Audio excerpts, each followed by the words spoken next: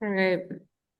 Well, guys, I'll just begin by thanking everyone for joining us today for this remote talk with Lucas Cabral and Spencer J. Harrison to discuss their show, The Museum of Closetry. I'm Finn Leach. For those of you who don't know, I'm really terrible at introducing myself, and I'm the curator at the Art Gallery of Peterborough. I want to begin by respectfully acknowledging that the Art Gallery of Peterborough is located on the Treaty 20 Mississauga territory and in the traditional territory of the Mississauga and Chippewa Nations, collectively known as the Williams Treaties First Nations, which include Curve Lake, Hiawatha, Alderville, Scugog Island, Rama, Beausoleil, and Georgina Island First Nations. The Art Gallery of Peterborough respectfully acknowledges that the Williams Treaties First Nations are the stewards and caretakers of these lands and waters in perpetuity, and that they continue to maintain this responsibility to ensure their health and integrity for generations to come. We're located right on the shores of Little Lake, a traditional portage location, a place along a journey, a part of a method of conveyance, a space with a before and an after. These generations stretch back and forward through time, and the things we do reverberate for generations to come. So we must take care and learn from those who came before and be mindful in our actions. This show was built on intergenerational dialogue. And though I just said I was, I'm not the curator here today. I'm a facilitator. Instead, there are two voices that we want to give the floor to. We've got Lucas and Spencer, and it's been an honor to work on this with you guys. And so today, really, it makes the most sense to share and to host Lucas and Spencer in dialogue about this show. Using the visual format of a museum filled with found artifacts, there is an assertion of presence extending back in time and boomeranging towards an obvious and rich future. These histories, the acknowledgement and inclusion of something intentionally hidden, intentionally closeted for safety is difficult, yet it is undeniable that queer lives have been lived and they will continue to be lived. This show is full, it is abundant, there is joy in all of this much. It's a loud declaration with space for quiet secrets and intimacy. There are these secrets and jokes and lies, and they reveal themselves, but who better to reveal some of those to us than the curator and the artist? So, just going to do short little introductions to both of you.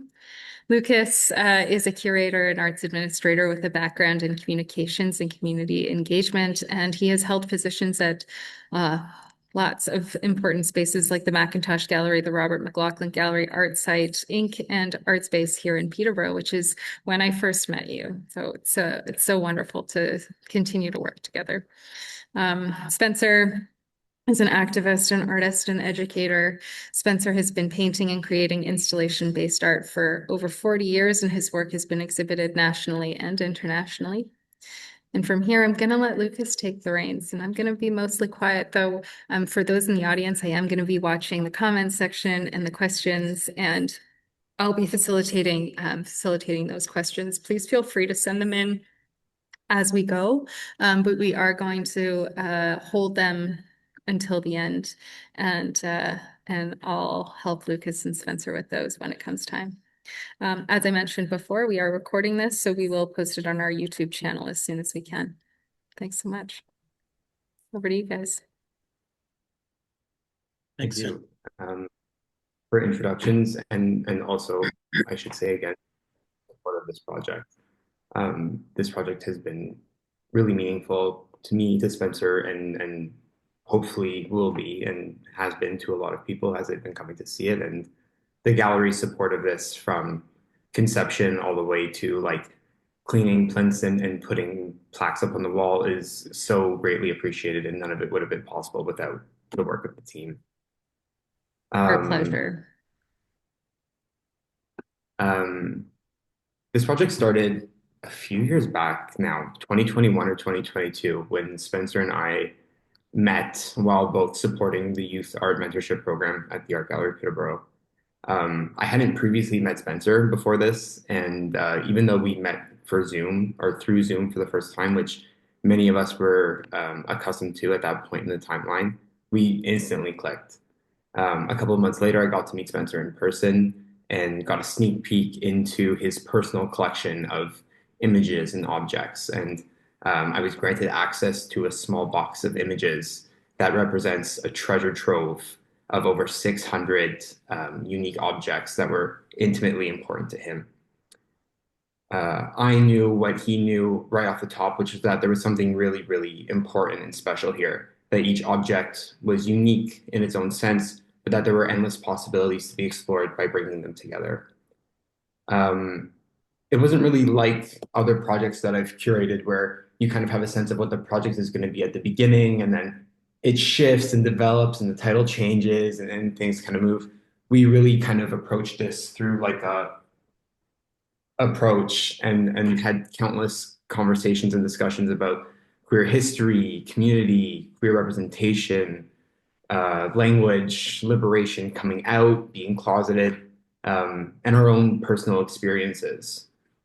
What Spencer has created here is something that is a true representation of his instinct, um, packaged and presented and contextualized in a way that offers a lot of different entry points for everybody to consider queer identity and how it has been represented or not represented throughout history. Spencer is someone who creates alternate realities, or in some ways, if you like to look at it, reshapes reality around him in ways that are really needed. He's the first in Canada to achieve a PhD with a fully painted thesis, which was an immersive tent space. He's the mastermind behind Camp Firefly, a safe space camp for queer youth. And this project really follows in that tradition of creating a museum that blends fact, fiction, and emotion to backfill history really to the brim with queer representation. I can't be there in person today, and so I'm very thankful to the AGP for facilitating this online conversation. But in a way, it's also a full circle moment. It's a look back and a conversation on the same platform where it really all started. And what I found out today is on the final day of the Youth Art Mentorship Program, which Spencer is still working on. So, yeah, a really kind of beautiful and poetic summary of what we've been doing for the last few years. And so, really excited to have this, another conversation with Spencer, with everybody here, um, and to continue to dig a little bit deeper into what it is we've been working on. Like Finn mentioned, questions are welcome. We'll probably take them towards the end of the conversation. So please do not hesitate because we love to chat. Before I start grilling you, Spencer, do you have anything you want to add? I think I want to say something about conversation. This this exhibition is really a conversation between you and I, and a conversation that's intergenerational. And then when we come to the exhibition, the conversation gets larger and larger. The audience changes and people say different things and ask different things and go different directions. I love that the word conversation is in here so much. Um, And if I go back to those moments where we met online, where we were trying to choose who would be in that particular year of youth artists for the gallery, um, there was just some sort of instinct that made me say, can you stay online? Can we talk just a little bit more? And when you talk about full circle, so much of what has happened in this exhibition has been instinct. So I think those are two sort of important words in what we're having here tonight: conversation and instinct. No, the grilling. Um, Museum of Closetry. I think a really nice kind of personal starting point would be would you grant us access to your coming out story or your coming out experience? Oh, my coming out experience. Um, it happens all the time. It's not a one-time only event. I think it's important to realize that there's an ongoing coming out. Um, coming out to the new youth artists that I worked with, coming out to my students ongoing, coming out ongoing. If I really think about my coming out story, it's probably a coming out to my parents' story. You know, I knew that I had something that I wanted to share with my mom. I thought she would be the harder of the two conversations, because I think her expectations were married, kids, live happily ever after. We had the conversation in a car while we were out for a drive. We stopped. She cried a fair bit.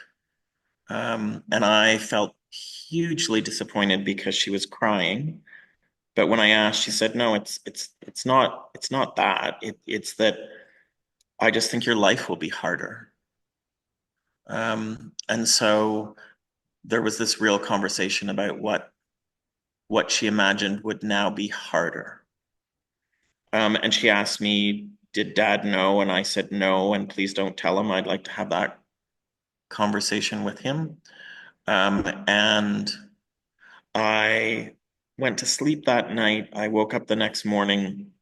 I came down the stairs, and my dad said, "So your mother tells me you're gay?" Like just a click. "Your mother tells me you're gay. Is everything okay?" And what I eventually realized is that, they kind of had an argument that night that wasn't about anything that they were arguing about. She had just lost her imagined straight son, and in the grief wanted to kind of blurt it out. Um, and my dad's he didn't shed tears or things like that. He said to me, "I've always told you that if you have a problem, you should come to me, and I'll try to help you out. But I think now that becomes more difficult because you might come to me and I won't know the answers." And then I think the closing part of that coming out story, um, I had made a body of work originally called the Fag Project, eventually called the Queer Project. Um, there'd been a lot of media coverage of it. Um, we'd been informed that it was going to be on CBC National News that night. And so I got together with my parents so that we could watch it together. Um, and my dad jokingly said to me when the clip had played, "Oh my God, you're gay?" And it was just kind of like this breaking of the tension of it. And then they both, in different ways that evening, talked about how when I started making this work, that they went through coming out processes where they had to have conversations with people in their workplace or friends on the golf course or neighbors, and that it also became a moment for them to decide who was important to them and who wasn't. So I think that's what I would say is the sort of initial coming out story, I would say. Does that make sense to you? Yeah, absolutely. And thank you for sharing that with us. I know it's a very like personal and intimate thing, but this is largely a very personal, intimate project, and so I think it in some way sets a foundation for your perspective in all of this, and leads me into my next question also, and that um, the exhibition is comprised of images and objects from your own personal collection, things that you've amassed over months and years, Years, that years. we've packaged and recontextualized years and years and years and years. Um, for everybody who's here who's not as familiar as I am, could you describe your collection and what has been your approach or your kind of your ethos in collecting it? Yep. So at the base of it is a collection of tintype photographs. Both my husband and I collect tintype photographs that have images of men in them. We've collected them at different times in different ways. Um, the collection's quite large, and it's kind of like, I mean, when you and I first met, one of the questions you asked me was, how do you decide which one you're going to buy? when you find a bunch of them. And I said, well, we kind of say this phrase of, does it give you the gay? And, you and I both kind of laughed at that. At the start, that was sort of the working title of what the show was. Um, and so these images are of men singularly or collectively. And they have a narrative that's hooked into them. They are from a time gone by. They hold that narrative, and you can explore them in all kinds of different ways and see different things when you're looking at them. That expands into larger photographic images that I've collected for quite some time, both art of other people and photographs of teams, or singular photographs that I find in a junk store, in a yard sale, that there's something about it that I just find interesting, probably beautiful. And then objects that go along with them. So there's Victorian mourning jewelry that's in the show, where these were things that were worn during Victorian times by people who had lost somebody, and their photographic images. There's RAF flying sweetheart pins or brooches. There's odd toys. There's and then when I started to really think about how would I make this show, I went back to a moment where I was standing in a local antique store here in the city. It was Nostalgic Journey, and I found this beautifully carved small wooden frame, and I was standing there just kind of staring at it, and the owner of the space at the time was just going through, and he said, "Are you okay? Can I help you with something?" And I said, "No, I'm fine." And a couple of minutes later, he came back and he said, "Are you sure you're okay?" And it's like, "Yeah, I'm making a show in my head." And he knew me in the city, so he knew that I was an artist. And he's like, "Oh, okay. Explain that to me on the way out." And so I kind of showed it to him and explained to him how I thought it was going to fit into a Victorian museum. There's also objects in the space that are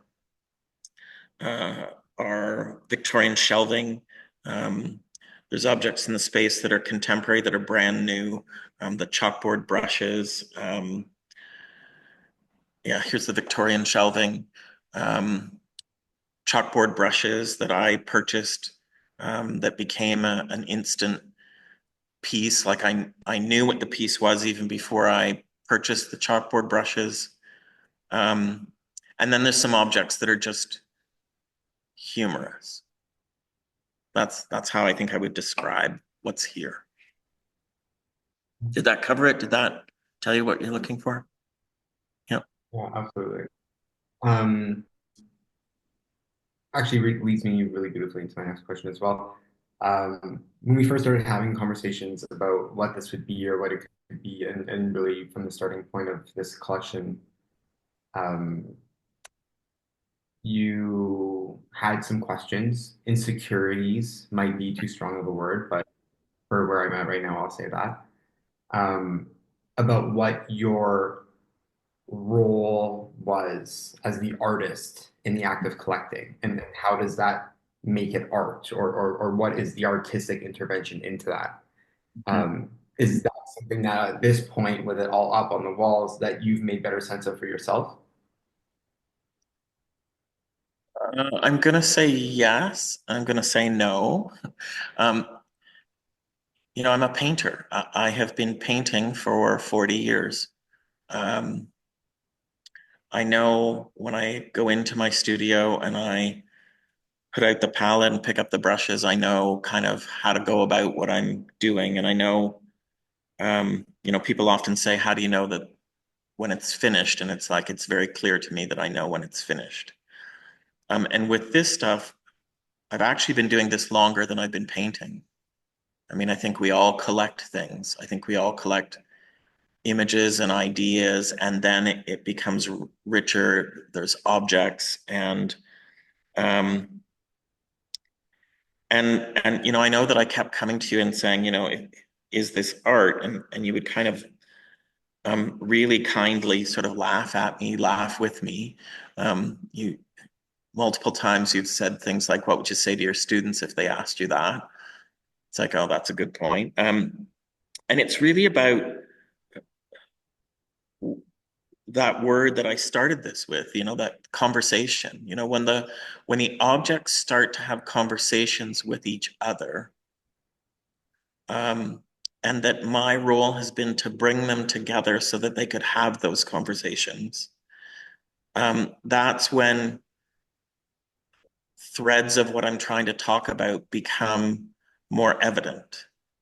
And I know that when I first had the conversations with you, I wanted, like I was quite clear, I want to eliminate that sort of veil of I have an idea and an emotion and I paint it into a painting and then it goes on the wall and then the audience through that veil interprets that and sometimes gets where I've gone to, where I wanted to eliminate the veil. I wanted to actually put the things that stimulate me, that make me think about stuff, that make me think about my identity and the identity of people around me. I wanted to just give them to you so that you as a viewer could engage with them and have a more active role or engagement with the work. It feels very honest. It feels very true. It feels very vulnerable. And then if I go back and say, so how do you know that a painting's finished? Well, it feels very honest. It feels very true. It feels very vulnerable. It feels like I've said something. And I think that there was, you know, the moment in the exhibition when we were installing the drawing that has the more graffitied objects around it, where I'd imposed photographs on top of things. That's the point where it's like, oh yeah, this for sure, this is art. For sure, this is doing what it's supposed to do because I've been able to A, make some marks in the drawing that I did there, but B, just putting together those images with those already found framed objects to change the narrative. That brought the chair with the photographs of men around chairs alive. It made it more, oh yeah, we're at the place where I know that this is art. And I still walk in a little bit, like when I enter back into the exhibition, it's sort of I know that it's solid. I think this is important work for me to have made. And I think that the audience is getting it. Yeah. How's that for a very spun around answer? But it's kind of how I feel sitting in the exhibition as I am right now. Yeah, I think that makes perfect sense. I've also been thinking about in the fact that this is largely photo based and that you are reverse working history to reveal something that has always been there, whether or not it's documented by the fact finders, whatever, is also this kind of if you will, like reverse the decisive moment, where previously a photographer took a photo at the decisive moment, and that was kind of the thing. Here, you're kind of working backwards, where is you're applying your lens to collecting, being like, is this taken at this time, documenting this thing? And so you're kind of working backwards from the image into the camera, and that is an artistic gesture as well. Does that make sense? It really does. And there's two things that I would attach to it. The photographs that are on the wall, Photoshop didn't exist. You can't manipulate them. And the photographs, because they're tintype photographs, how a tintype photograph is made is a plate is covered with an emulsion. It's lowered in the darkness into a camera. The light is exposed to it. It renders an image, and then the plate is taken out and it goes into a process. Very different from, early photographs from my childhood. There's no negative. The plate was actually in the same physical space as the person being photographed and as the photographer. There's no layering in there. It actually was there. And so for me, that captures or feels like a more true image because there's less possible manipulation of it. And then you have this plethora of images that I have collected to wander through and sort of figure out what are the narratives that are going on in here. And again, there's two pieces to that too. You're looking at the narratives and deciding what's going on. The wallpaper that's behind me that frames the isolated images. Well, it's just image after image after image. It's an overwhelming of men, and you can explore them very closely. But the ones that I've isolated out, you really can see exactly what's going on in that relationship. And there was a photographer in here today working with me and the images, and it's like, there's no other way that you can read this particular image that you're not sure that this is an intimate interaction between men. And I think there's also something that's going on sort of the other side of that, is that there are no females in the images, which is a lie. This show's full of lies. There's 2 females in the whole thing. Come and look at the show and see if you can find them. But there's no. So when it's an isolation of only male images, what it creates is another dialogue that's that looking backwards into and trying to decipher what were relationships with men like in a time period that I didn't exist. Some of these are my grandfather's age, but most of these are pre my grandfather's age. And so you have to navigate these intimate images because they're not historical photographs. They're just a capturing of, but they're also forced because you had to stand still for 60 seconds. And so that also alters the images a little bit.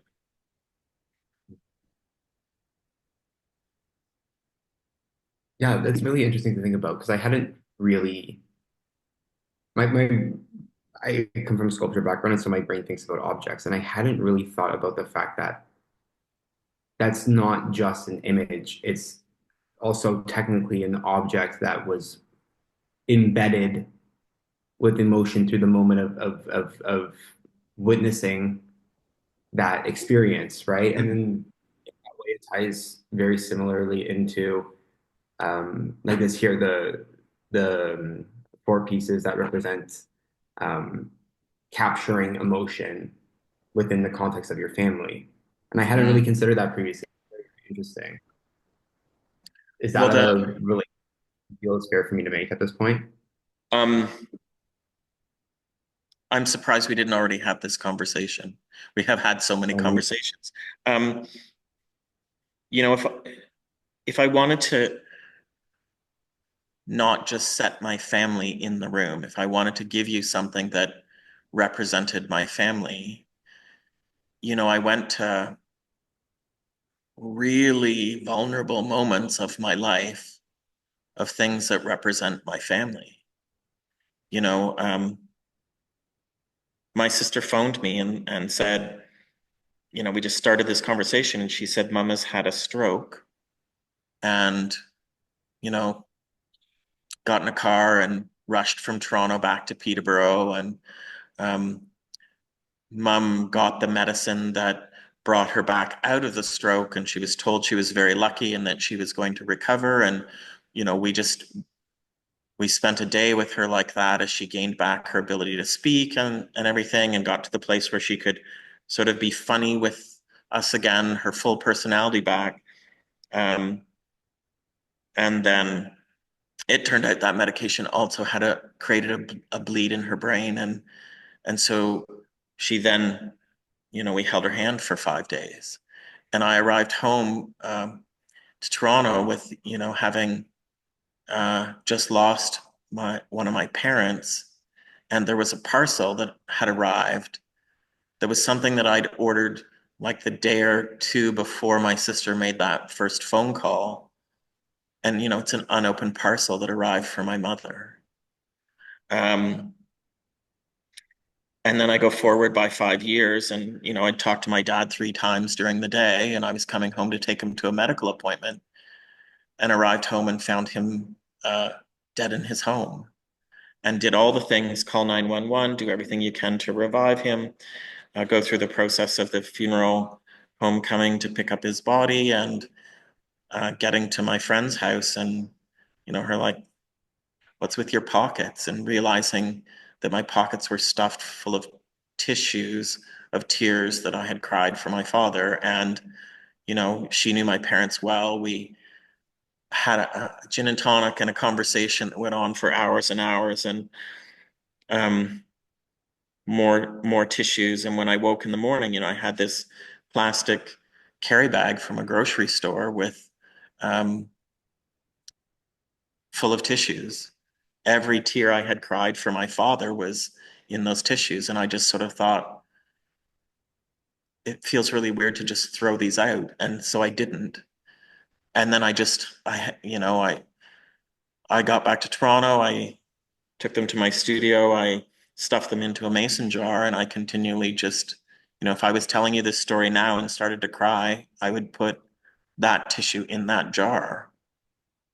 And when I think about how the objects are put together, when I found the the plinth that I wanted to put that on, and bought it in an antique store and came home back to my studio, put the mason jar on it, and realized the mason jar on the plinth is exactly the height of my father, and that I can't not recognize and see that.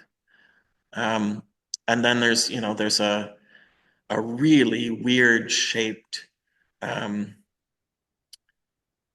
stand that again came much later from Nostalgic Journey that has um, seeds in it, milkweed seeds. My sister gives me jars of milkweed seeds ongoing when I'm going to tackle something big. And those are the seeds that we used to make wishes with when we would visit our cousins on the farm. And, you blow it into the air, and if you don't see it land, the wish comes true. And, she gives those to other people, but it's quite an intimate thing for her to give to me. And that was my family. And then in the last few days before the show was packed and brought here, I was going through a bin from my parents' house looking for something and realized, oh, here's the box with my sister's first shoes. Here's the box with my first shoes, and open it and kind of gasp because my mother's handwriting of Spencer's first shoes is inside the lid of that box. And then I saw the bells attached to the little white booties, and I kind of laughed. My mom had told me stories about when I was a kid that because I climbed things all the time and put myself in danger, she put bells on my baby booties so that once I started to walk, she'd hear the noise and she'd get up to find out where I was, where I was going. So those bells are like this sign of caring from my mom, but it also made me like burst out laughing because of that old adage of, you know, I'll be there with bells on. And there's some references say it comes from this time in England, and other references say it comes from a time in history where in Roman times men had sex with other men, and someone would have bells on so that you wouldn't, if you heard those bells, you wouldn't come around the corner and encounter them. And I remember when I found those, like I was laughing hysterically when I phoned you to say, you know, maybe my mother made me gay because here's these bells that she put on my boots. And when you saw the image, it was like, that is going in the show. Like it was just that is going in the show. And as I'm sitting in the gallery looking at it, much like people can see the four plinths in the center of this photograph, well, that's a really true and honest photograph of my family without the filter. There is no negative. It's as strong and as clear as the tintype photographs on the wall. And the tintype photographs on the wall, though many of them are not related to my own history, I want to keep pulling the viewer back into that moment where they realize they're experiencing someone's history. Because I want them to look around and think about, this is all someone's history. Another thing that I'll Yeah. Totally. And another thing that I'll add, just for the sake of anyone who hasn't had the pleasure of seeing this show, the name on the box, like the name brand or the whatever it is Savage Pussyfoot Shoes, which is just so incredibly perfect, like spot on to the T. Um, Hilariously bought in 1962 with no idea what was coming. Yeah. Yeah. Or how that language would develop, right? Chances are when somebody was making that shoe, they weren't thinking about what pussyfoot was going to mean No. into the future, right? Or So this savage. constant development, yeah, Yeah. this constant development of language kind of coming back and forth to haunt and inform us at the same time. Um, I'm gonna pull this one up just because now we're on the topic of like personal interventions into a show that is otherwise um, largely historical or playing with history. Is this one of you and Richard? Uh, You let us in on that a little bit. so this is a photograph that sits on a dresser in my bedroom. It's a photograph that my friend Margaret took of me when we were in Venice. I'm standing beside some graffiti that says El Homo, which is like the words, like saying fag. Um, and it's been cleaned off the wall and repainted and cleaned off the wall and repainted. It's in a Venetian glass frame. And it sits on a shelf, and there are three dried orchids on the shelf beside it. My husband Richard grows orchids. He has quite an incredible collection of orchids. He has this amazing brain where he'll tell you what anything is in Latin. He'll explain where it came from. He knows the core sourcing of all of these things, um, and it's just this thing like I can't imagine that he has the patience to do it. And that's said by someone who goes into their studio and paints for 60 hours in a painting, but I can't imagine the patience he has with them. And they give me such joy when I see them in my home. They're so beautiful. They're so powerful and delicate. And when the flower drops off, very commonly they don't get put in the garbage. I brought them here in a bowl. They were collected from a place where the dried ones just exist, and they're so fragile. But when I see them, they are him. And So it talks about the fragility of our relationship. It talks about, we've been together for more than 40 years. We've been a married couple for, I don't know, 13, 14 years. Which one is it? I don't remember. That, when we got married uh, standing on the same piece of carpet that the first couple in the world, gay couple in the world, were married by the minister that married the first couple in the world. And we asked him because we wanted to be really clear with the people that were there for our wedding. We asked them to tell a little bit of the story of that first marriage. And, so this is a church wedding, and he set down the bulletproof vest that he wore when he married that first couple. And I don't think that I want people to have a sense of the strength and the fragility within that narrative. But I also, I'm happy to tell that story, but I also I want people to just explore it. There's no way you're going to explore this heavy, shiny photograph beside this really delicate set of orchids that you can see through. They're so transparent in how they're dried. And so I hope it speaks to intimacy. I hope it speaks to love. I hope it speaks to the difficulties that exist within such a relationship. And, I think about youth now who might choose to marry their same-sex partner, who will have not lived in the time period when you couldn't.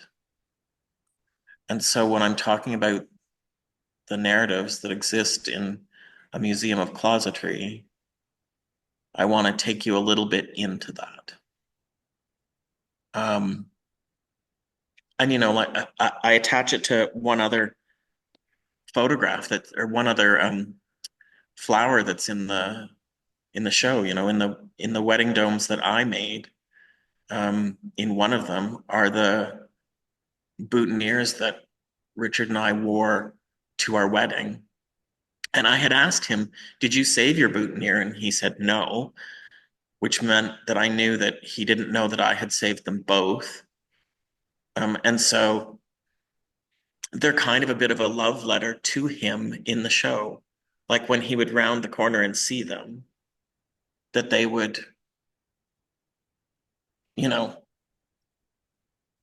say something quite romantic to him.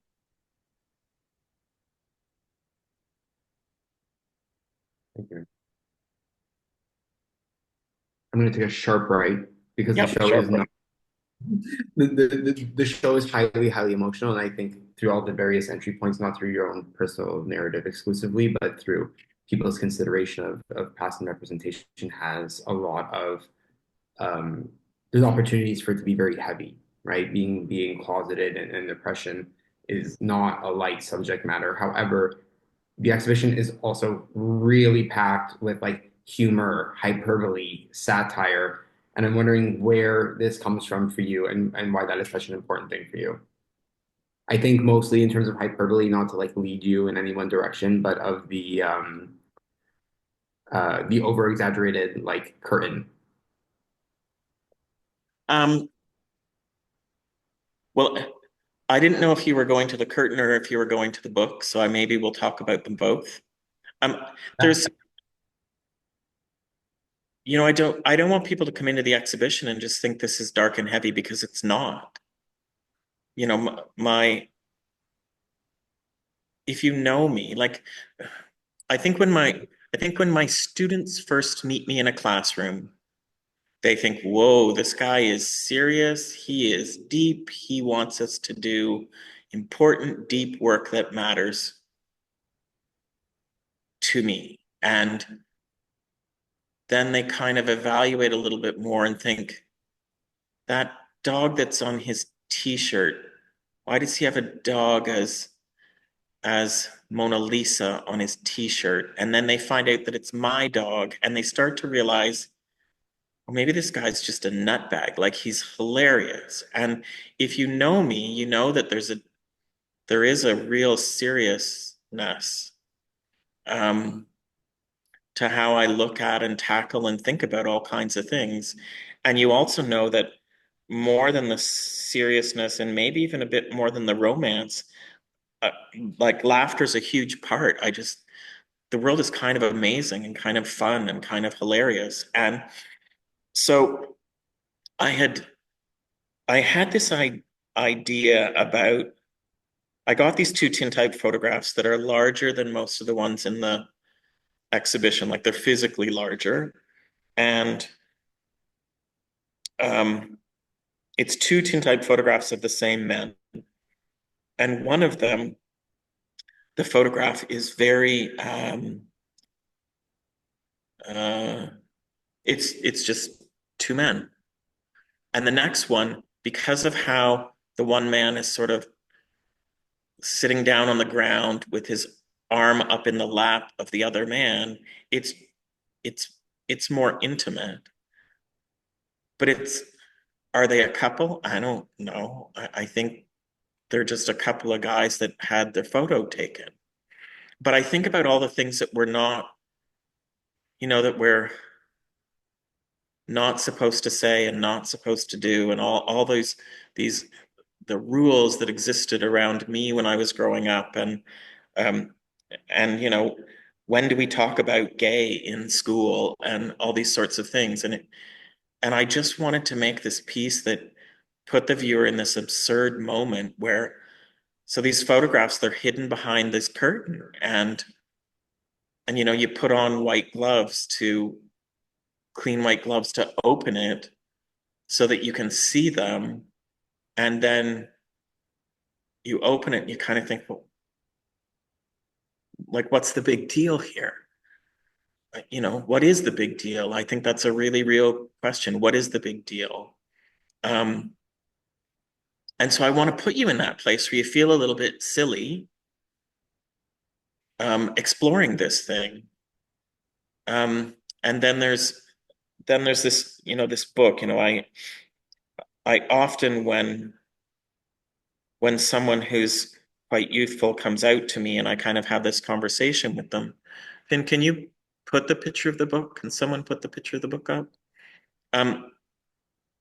I often, jokingly say, so you know what's going to happen now. You're you're going to you're going to get the name of everybody who's gay. They send you the official list, and you get a toaster. Um, and people are like, you get a toaster? And I kind of like am making that joke, right? Um, and then I thought, well, what if there really was a book with the names? And so I've thought about that a lot, because when I do anti-homophobia education and, or other things, and I'm standing around in a coffee clutch, and people will say to me, oh, I'm not homophobic. Like I have a gay friend. His name's Wayne. He lives in Winnipeg. Do you know Wayne from Winnipeg? And it's kind of like this moment. And even when they say it, they've said it out loud, and then they realize, oh, what an absurd thing that I've just said. And so I wanted to make this book. The book is large. It's 36 inches, but like it's big. Um, and it stands on sets of encyclopedias to prove to you that it's important and true. And it has this glass dome on the top that magnifies my name. And so every name, it's just the first name. Um, it's the city or town in Canada, and then it's the province. And I did the research to make sure that those names were popular names in 1962, because this book is the book of 1962, which was when I was born. And it's to make you look at it and think how absurd So many of the things are, and absurd that someone would say, "Oh yeah, I have a gay friend in Winnipeg, Wayne from Winnipeg." And I hope that when people see it, they're a little bit fascinated and they also laugh. Like I want you to just laugh. It's funny. It's funny to think, and I don't think this is also just connected to my community. I think lots of communities have these situations where they say, "Oh, well, do you know so and so from such and such a place?" Because all of you that are alike in some way must know all of the rest of you that are alike. But it really plays on the joke um, that I make with people about when you come out, do you know that they'll send you the official list? And people are like, what? Um, and some of my friends over the years that I've said that to have come to the show and it's their favorite piece because as soon as they see it, they know it's the official list and they know how hilarious that is. Yeah, I think that the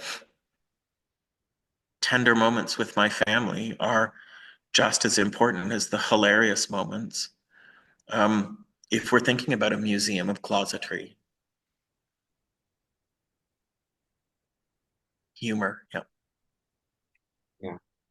Um, you mentioned a couple of times students, intergenerational dialogue, um, youth art mentorship, the Firefly Camp, like all these things in terms of creating a dialogue that is not just necessarily with your contemporaries, but kind of spans the not the timeline, but the queer community or potentials to engage with queer people or share queer experience amongst people of all ages. One thing that's really, really interesting to me is your studio setup, which is unlike any artist's studio that I've um, seen, heard, been to, learned of, whatever. Um, can you describe your studio setup for everybody who's not aware and Yep. maybe about your experience, what that's like for you? So my studio is a classroom. It's a full-size classroom in a high school. Um, it used to be maybe an art room because it has running water in it. Um, Myself and caretaking are the only ones who have keys to it. Um, I I approached so because I'd been an assistant registrar, acting assistant registrar in recruitment and admissions for Trent. You know, I'd been in every high school in Ontario, and then I did that work for OCAD University as well, and I'd been in lots more. And when I wanted to paint my PhD, I wanted to do it in a place where the act of painting it would also be activism. And so I wanted it to be in an open door studio space um, where students would come and go. High school age students are very frank and honest. And so they come in and they say, what is this? Like they're just, and they cut right to the crux. What is that? And they want an explanation. When I finished painting my PhD, I had a meeting with the principal and I said, thank you very much for providing me with the space for the year. Um, I also do anti-homophobia work in that school. I also do work around race in that school. I also speak in any class that I'm asked to speak in that school. Um, uh, I run the Gay Straight Alliance in that school. And so when I was saying thank you to the principal, she said, do you really have to leave? And so I was supposed to be there for a school year. I'm in my 16th year. I'm officially the artist in residence in the school. Um, but I do all this other stuff there. So it is a working studio. It's a really nice big space. The resources that the school has to put out for me to be there is nothing. I'm not paid.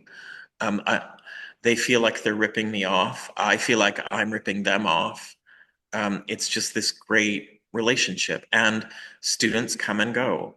And it's in a school where, there's like 90 languages spoken. There's students who are refugees and immigrants from all over the world, and lots from countries where um, being gay is illegal. You could be put to death from. And they realize that there's this guy who the principal supports in their actions of doing what they do. And all the students that want to come and have a conversation where they're trying out saying that they're gay, or they're trying out and saying that they're trans, or they're trying to figure out what the language is.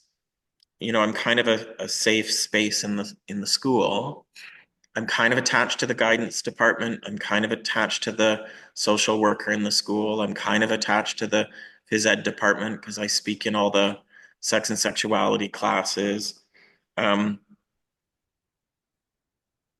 I do work with the art department all the time, and people get to just see a working artist. So it's activism because it helps a community of people see, what does a working artist actually mean? How much does that person actually work?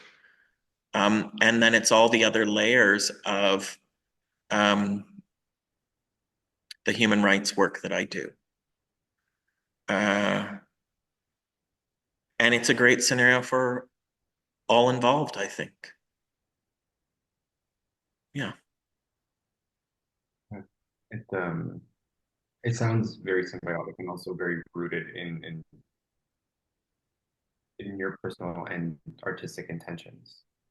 Well, It when you and I first met, like part of the reason that I instinctually knew by how we both spoke, things that we said in that conversation, um, that you were gay. And I was kind of guessing you were about half my age, and that there would be this, like, my show could be better if I worked with a curator who could be part of that intergenerational conversation. Yours and my experiences are very different. And so sometimes I knew I would be making things that you'd be like, I don't get it. I don't even understand what this is. And sometimes you would say things that I would think, I don't get it. I don't, what are you talking about? Um, and that collides with my idea of working in this mentorship with the gallery, because I meet youth where I have no idea what they're talking about, and they have no idea what I'm talking about, and we stir things up and we go deeper and we think that way. And when I founded the Ontario camp connected to Trent University, I really just wanted to be in that situation where, that camp has an artist in residence, which I had done at some of the camps out west, and an Indigenous elder in residence. And so it brings Indigenous knowledge and arts-based knowledge together as a place for healing for 2S LGBTQ youth to come together and just meet each other and communicate with each other and realize that they're not alone. And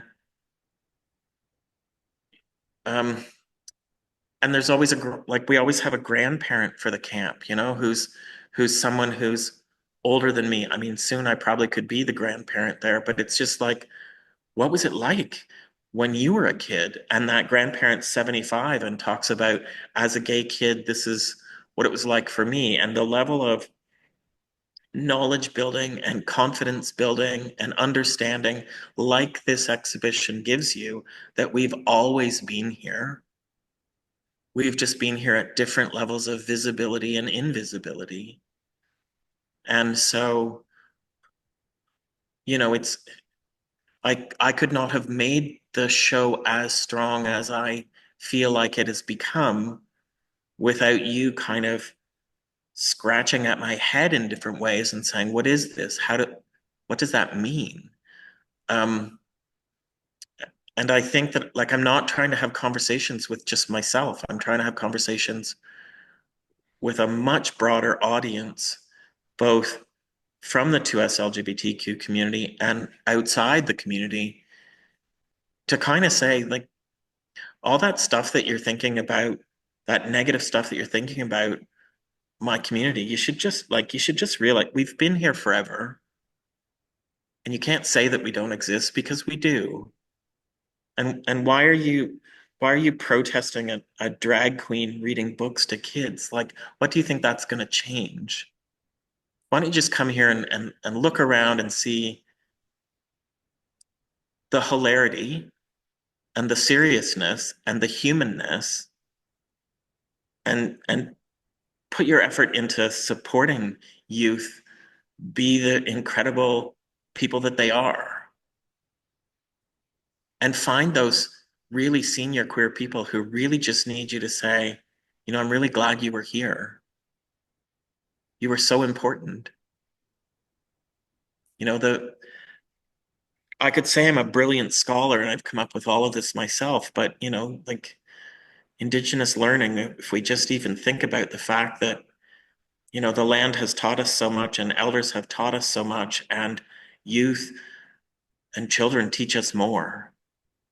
And if we have that intergenerational conversation, we all just become richer for it and happier for it and more solid for it.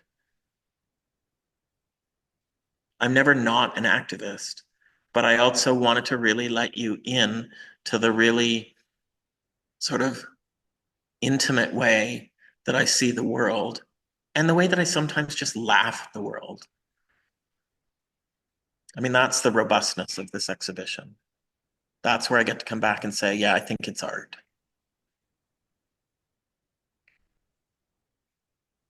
And I appreciate that so much. Like I can sense through the artwork, the intergenerational dialogue that you have outside of our working relationship, or not even working relationship, our relationship that we've developed over the last number of years working on this.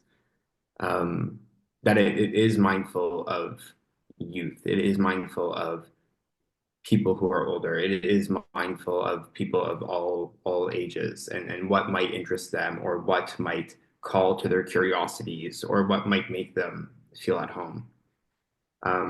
And I have to thank you also, because you're right, like there was a good bit of super productive head scratching um, in the conversations that we had, and I would have not outside of supporting you in producing what I truly believe is a beautiful exhibition. I've learned a lot about myself, and about what it means to be a gay person, a queer person, um, and I really, really, truly thank you for that.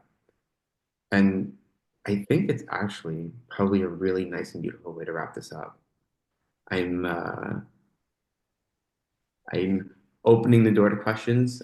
We will do our very, very best to answer them. Um, We've Thank got you, Spencer. some nice questions. Um, I'm I'm thinking that Lucas, I'm just gonna make it so that it's mostly your faces for this portion. If that makes sense to you guys. Okay. And I'll just be here to share a couple of questions, but I do want to just sort of let you guys talk some more. So I've got two questions, and I think um, they're both from the same person. They're both really beautiful questions, and they relate a little bit, but I do want to give each one its own space because I think they're worthy. So why don't we go with the first one that came in?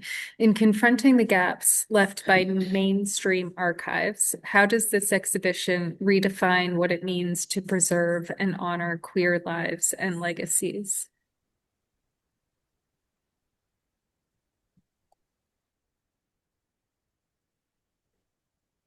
I I I think in a number of different ways, and I think it depends on the ways in which people want to engage with the content.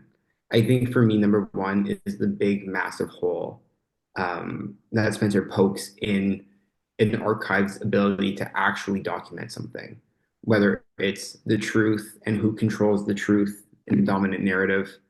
Um, and also just like an inability to actually capture something. So, for example, in the artwork commemorating um, Spencer's family, in no world whatsoever you could write a didactic as long as my leg, which I'm not tall, but still, and it will never capture the emotional reality of what those things are there. There's another really beautiful installation that is artworks from Spencer and Richard's bedroom, and all the artworks are taken off the wall and put into the wall of the gallery. And there's this idea of like, you hear the trope of like, stay out of my bedroom, but like, even in that gesture, you will never be in that intimate space.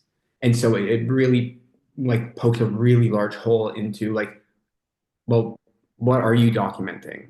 Do you know what I mean? There's so much that is left behind, anyways, that it opens the door completely wide to anything that could be missing and truly is missing.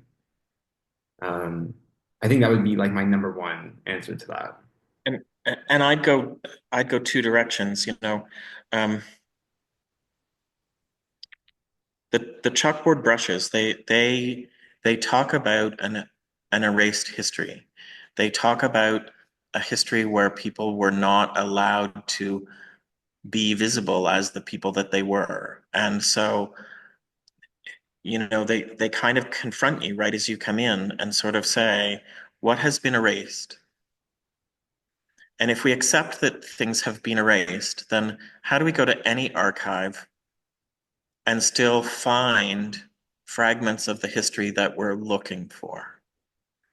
And when we go to those fragments of that history that we can find, we also have these points where the edges of them have been erased. And so we have to imagine them. And what lens are we going to use to imagine them? And when I think about anything that I've read or encountered that's historical, it's not the actual thing. It's an account of the thing. It's an account of the moment. It's an imagining of the moment. And it's an assemblage where you're putting together the facts so that you can figure out what that moment is.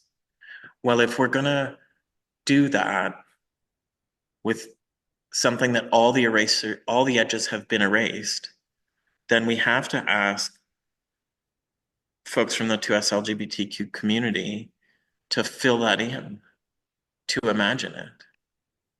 You know, the wedding domes, they exist because, you know, when I encountered the very first wedding dome, which is a Victorian object that was purchased by a wealthy person, and bits of their wedding bouquet was pulled out of it and put in the cushion that's the center of the dome. Well, what was the wedding dome for the couple that couldn't get married? What was the wedding dome for the couple that couldn't even be a couple? What did that look like or exist? And so I just made some where I took 4 tintype images that when you explore them, like they're holding hands. What's the real narrative there? We don't get to know. There's no historical document that tells us this is what this is. And so I just imagined them. And I think that archives are full of objects and things and narratives and full of gaps. But the gap around, you know, Lucas and my community, that the gaps are much deeper. And if I'm really going to imagine them, there's going to be tears and laughter, because if our lives are real, there's tears and laughter. And so that's how I think about the archive, and pushing back the archive and asking people to go back to the archives and look, because there's always fragments. Always.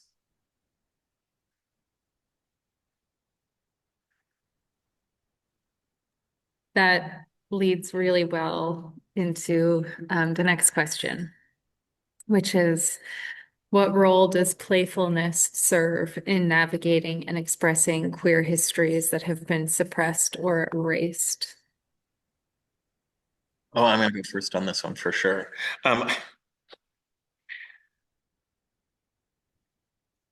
So I think of a really good friend of mine who was first a student in my class, and then I met as a drag queen that performed in the neighborhood in which I live. And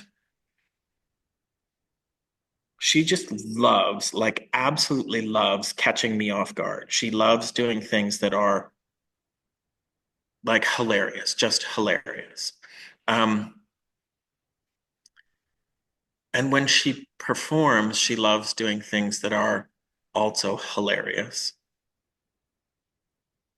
And then we'll have this moment like where we'll meet in a line up to get a coffee or in the grocery store or in the bookstore, and something big has gone on and in the world, and we're talking about the war in Ukraine, and then we get to this place where like we take care of each other, we care about each other, and then we move to something else, and then some laughter happens. And if I think about um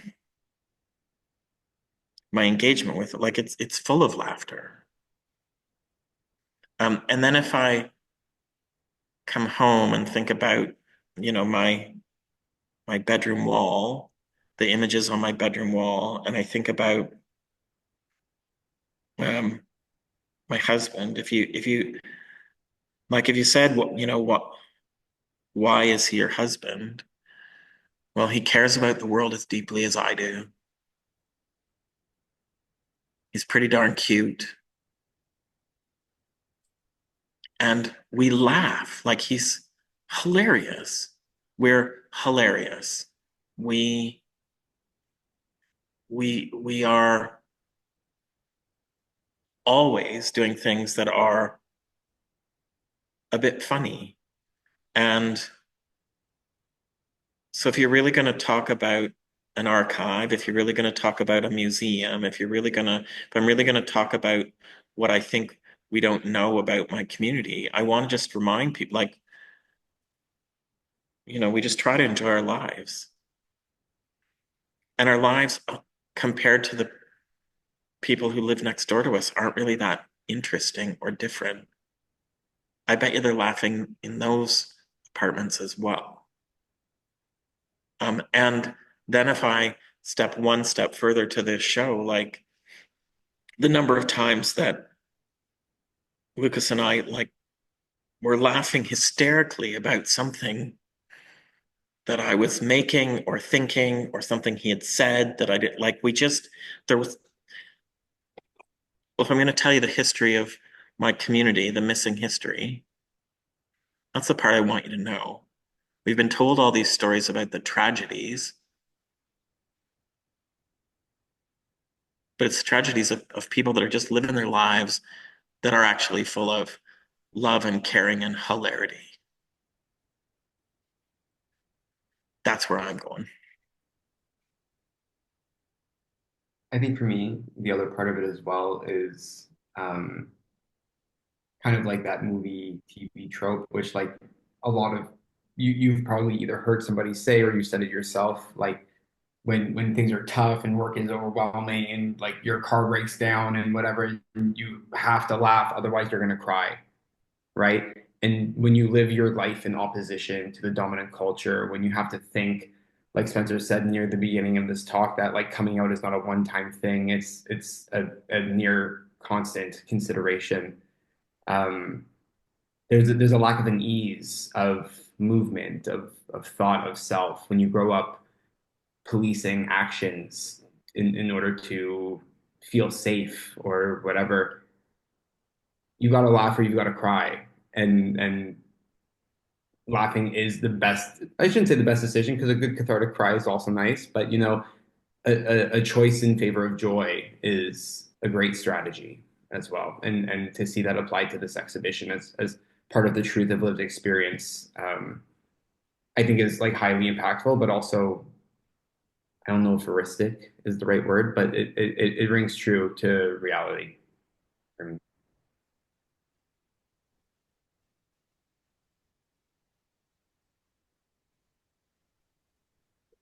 Right now, there aren't more questions from the floor. But I think I'm curious. I guess from the perspective of an institution, I sort of see these things as, shows that come together and they build and then they're in a space. And this is a show that certainly through your own conversations has been building for years, but in your collection, Spencer, it's been building for so many years. Yeah. And I imagine, but it's only imagining, so I'm asking, um, if this show is still being created, if it's in pause, if it's like what's happening for you now? Does your home feel a little bit empty? I don't know. I'm just so curious about what it means for this exhibition to be here in this space now and what you're thinking about it next, if you're there yet.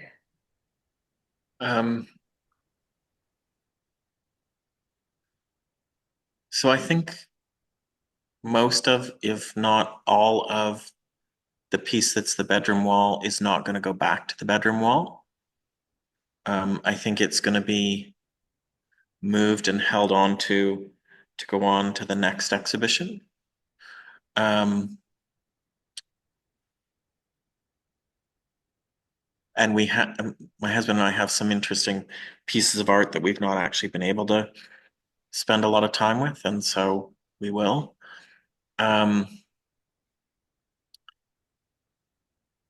When I came back from the opening of the exhibition and went into my studio, I kind of sorted so here's the stuff that's going to the two painting shows that are coming. One the first Friday in July and one at my gallery in Picton, and then here's the stuff that's not yet sure what this is. Oh, I know what this is. And so three pieces have kind of formulated themselves. Because when I think about this exhibition traveling and I think about this exhibition being installed in other places, I want there to be other surprises, both for myself, for Lucas, and for an audience. And this, I said at the opening, like you're walking around in 6 years of my head. This is what I've been thinking about for 6 years. This is how I've been thinking about it for 6 years. The first tintype photograph that I bought that leads into this was 25 years ago. And other stuff has been being collected for periods of time. But when I started to really think about this as an exhibition, it was 6 years ago. And the putting it up on the wall was kind of it's also an arbitrary line drawn, where there's other things that I have bought, accumulated, and started, that I know are going to be in the next iteration of the exhibition. The tintype photographs get put back in a very organized archive. Many things get packed and crated to be held on to. And hopefully Lucas and I can find some ways to exhibit this again in different places. We have some goals. Because even if we picked it up and moved it somewhere else, that somewhere else who would come to it would explore it in a different way, would find different secrets in it, would find different moments in it. Because as I so often say to many different people in my life and to myself, it's not actually all about me. It's not about me. It's about, the engagement that people would have with it.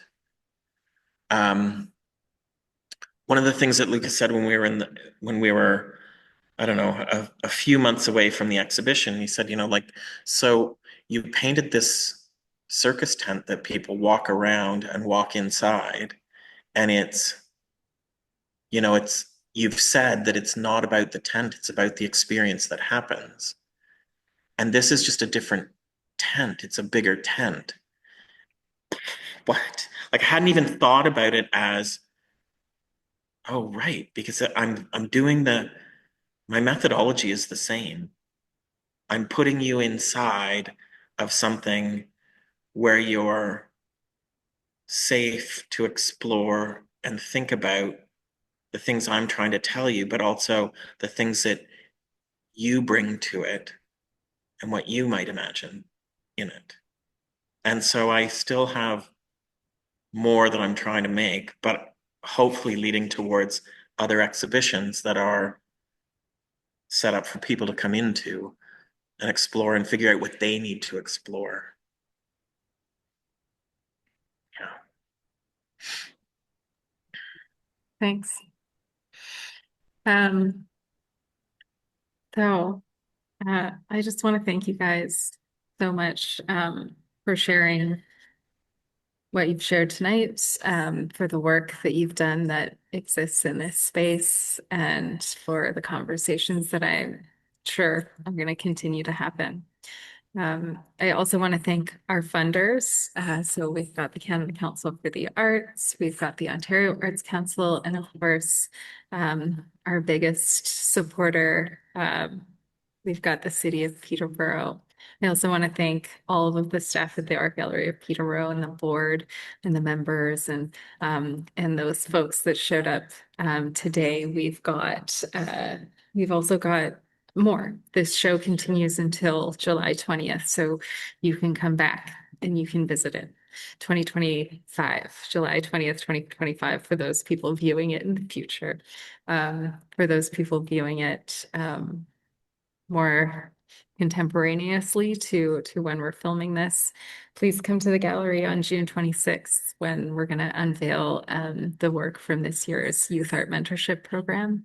And that's really wonderful. We're also going to be sharing all of the work from this year's Kawartha Autumn Studio Tour. And please come to the walk around talk and tour that I'm going to do on Sunday. It's this Sunday. It's going to be, I think, as casual as this.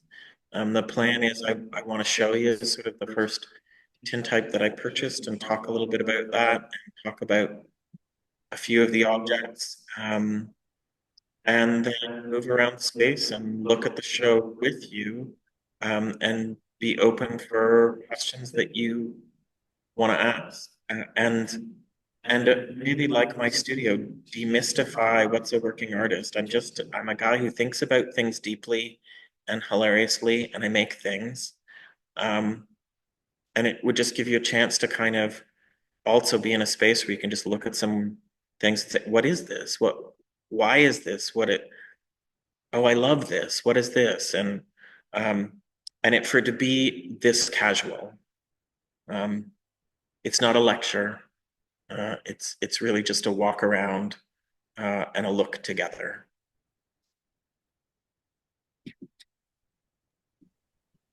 Thanks. And we've got Celeste, our director here, who I think wants to say a couple things as well. Well, yes, and I want to thank you, Finn, for hosting this tonight and bringing this exhibition to the Art Gallery Peterborough.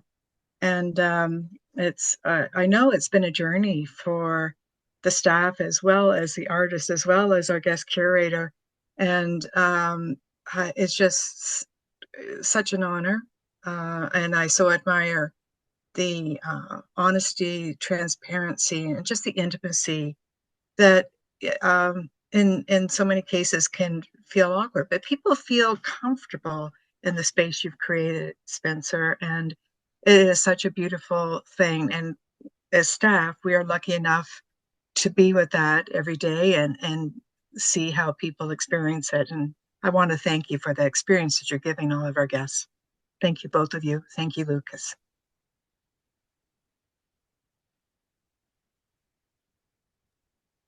Night, everyone.